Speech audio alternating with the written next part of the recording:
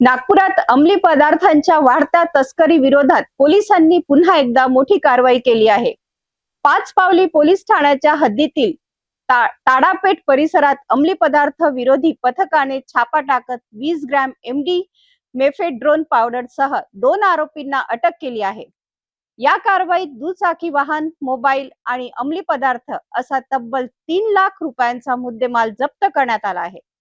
विशेष म्हणजे या प्रकरणात आणखीन एक आरोपीचा शोध सुरू असून पोलीस तपासाची व्याप्ती वाढली आहे. पाहूया हा विशेष सविस्तर रिपोर्ट. नागपूर शहरात अंमली पदार्थाविरोधात सुरू असलेल्या मोहिमेत अंमली पदार्थ विरोधी पथकाला मोठे यश मिळाले आहे.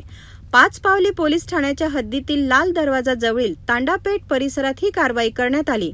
दिनांक 21 जून 2026 रोजी पहाटे 4:30 ते सकाळी 6:45 वाजताच्या दरम्यान अंमली पदार्थ विरोधी पथक गस्त घालत असताना 2 संशयित व्यक्ती आढळून आले.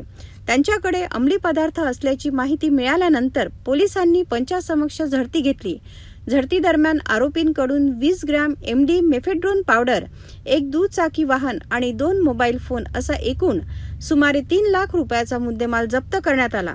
या प्रकरणात शेख इक्राम वय 27 वर्ष राहणार खरबी नागपूर आणि प्रवीण उर्फ टेम्प्या गणेश निमवले वय 30 वर्ष राहणार लाडपुरा तांडापेठ यांना अटक करण्यात आली आहे. प्राथमिक चौकशीत आरोपी शेख इक्राम याने प्रवीण निमवले याच्याकडून एमडी पावडर विकत घेतल्याची माहिती समोर आली आहे. तसेच ही एमडी पावडर पुढे 3ऱ्या व्यक्तीला विक्रीसाठी देण्यात येणार असल्याचेही निष्पन्न झाले आहे. दरम्यान आरोपी प्रवीण निमवले याने ही एमडी पावडर आणखीन एका व्यक्तीकडून घेतल्याचे तपासात समोर आले असून त्या फरार आरोपीचा पोलिसांकडून शोध सुरू आहे. या प्रकरणी पाचपावली पोलीस ठाण्यात एनडीपीसीए कायद्याच्या कलम 8क, 22ब आणि 29 अंतर्गत गुन्हा दाखल करण्यात आला असून पुढील तपास सुरू आहे.